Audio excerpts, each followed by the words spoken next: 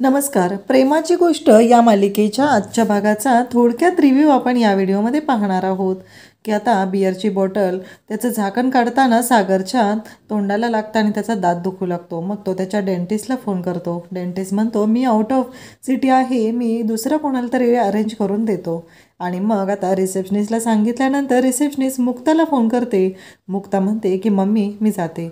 तेव्हा मम्मी म्हणजे सागरची आई म्हणते की कुठे? तेव्हा मुक्ता सांगते की हॉस्पिटलमध्ये एक इमर्जन्सी आली आहे. मुक्ता आता हॉस्पिटलमध्ये पोचते. रिसेप्शनिस्ट सांगते की मी पेशंटला सगळी थांबवून ठेवलेलं आहे, सगळी तयारी झाली आहे. आणि ते सागर तिथे चेअरवर असतो आणि मुक्ता आत येते आणि मुक्ता म्हणते सागर. तेव्हा सागर म्हणतो की ही लेक्चर गोखले, आता काय खरं नाही, हीच डॉक्टर भेटणार होती की काय मला? तेव्हा सागर तिथून निघून जायला लागतो. तेव्हा मुक्ता म्हणते थांबा जरा, बघूया काय झाले आधी. आणि मग ती म्हणते की तुम्हाला आता एवढ्या उशिरा आणि सुट्टीच्या दिवशी कोण दुसरा डॉक्टर भेटणार आहे? मला तुम्हाला एक इंजेक्शन द्यावं लागेल, दुखणार नाही ते, कारण खूपच त्रास झालेला आहे, तुमचा दातही तुटलेला आहे. नक्की काय करत होता तुम्ही? दारू पिऊन आलेला नाही आहेत ना? सागर काहीच बोलत नाही.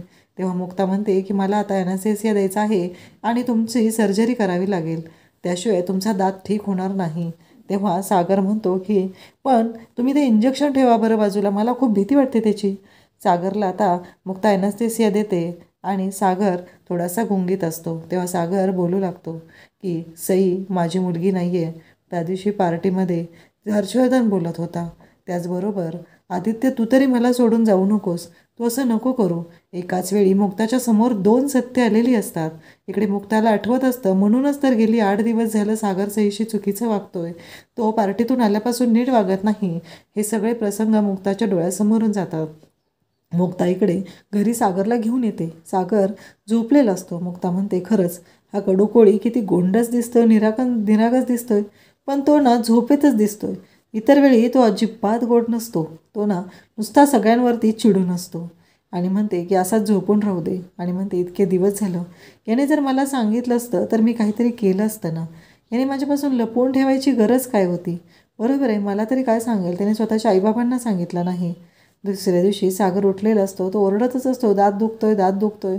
मुक्ताला म्हणत असतो डोकं दुखतंय माझं, गोळी द्या मला. मुक्ता म्हणते की तुम्ही काहीतरी खा आधी, तुम्ही काहीच खाल्लेलं नाही आहे, त्याच्यामुळे तुम्हाला त्रास होतोय, मग गोळी देते.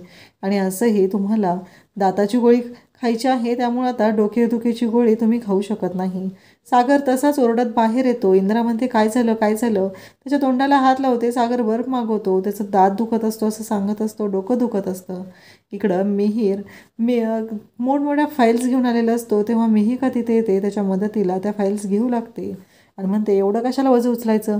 तेव्हा मिहीर म्हणतो की दादूचं काम आहे ना, आणि तुझ्या मुक्ताताईला आणि दादूसला एकत्र आणायचं आहे. ते सईसाठी आले ते एकत्र, पण ते प्रेमाने काही वाद राहतच नाही आहेत. काही आयडिया सुचते का बघ.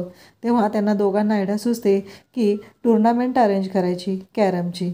त्यावेळेस ते म्हणतात की हो खरंच ते दोघंही चॅम्पियन आहेत.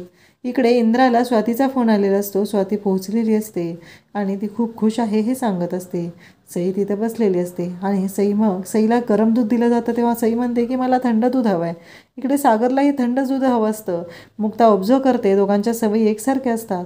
त्यानंतर उद्याच्या भागात आपल्याला पाहायला मिळणार आहे मुक्ताला सागरचा केस सापडतो आणि मुक्ता आता सागर आणि सईची DNA टेस्ट करायचं ठरवते.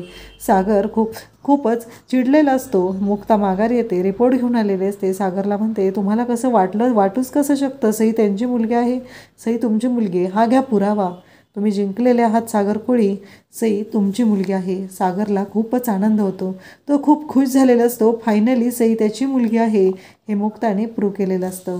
थँक्यू.